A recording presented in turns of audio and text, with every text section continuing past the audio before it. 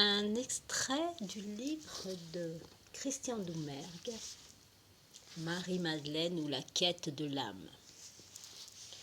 Alors, d'après les évangiles, c'est à une femme, Marie de Magdala, plus connue sous le nom de Marie-Madeleine, que Jésus ressuscité apparut en premier.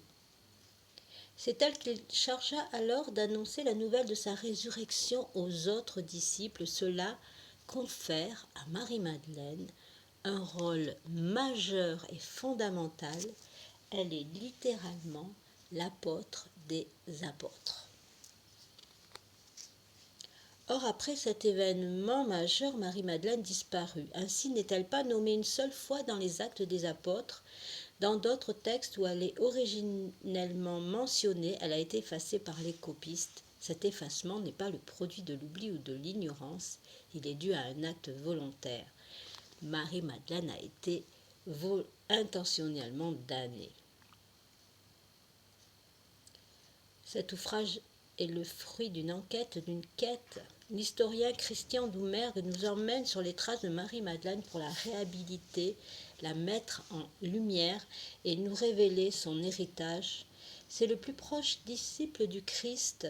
Elle est un phare pour notre époque, redonnant la place aux femmes écartées par le patriarcat. Elle est aussi un modèle à suivre pour qui recherche son âme dans un monde de plus en plus matérialiste. Et je voulais vous lire un petit extrait de la préface de Jean-Yves Leloup de ce livre. Alors,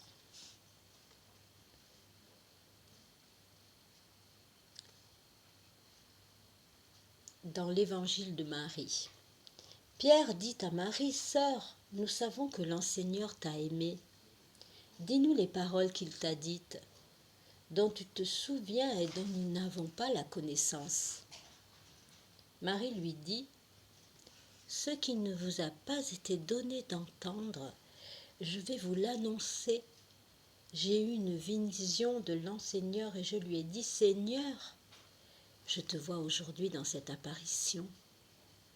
Il répondit, Bienheureuse, toi qui ne te troubles pas à ma vue.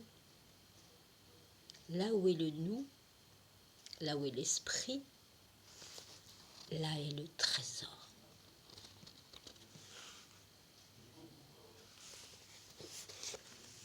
Là où est l'esprit, là est le trésor.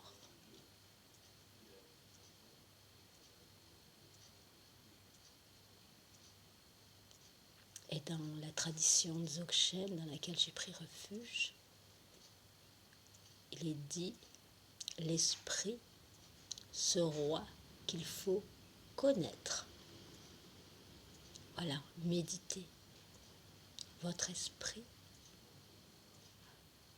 est dans un autre esprit, bien plus grand, saint et pur et éternel. C'est le protecteur des protecteurs.